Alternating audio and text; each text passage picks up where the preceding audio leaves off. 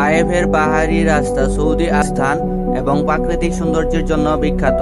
এটি মক্কা নগরীর কাছাকাছি একটি পাহাড়ি এলাকা, যা সমুদ্রপৃষ্ঠ হতে প্রায় 1879 মিটার উচ্চতায় অবস্থিত।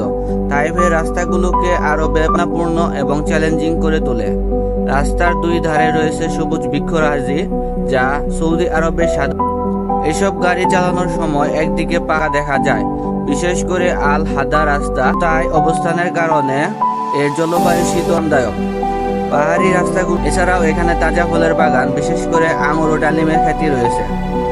পাহাড়ে রয়েছে বিভিন্ন পর্যটন আকর্ষণ, যেমন আল হাজা, যেখানে তায়েফের বিখ্যাত গোলাপ, এবং তায়েফের রাস্তা এবং এর চারপাশে প্রাকৃতিক পরিবেশ পর্যটকের জন্য আদর্শ স্থান। বিশেষ করে শহরের কোলাহল থেকে কিছুটা আরাম পেতে হলে এখানে চলে আসুন।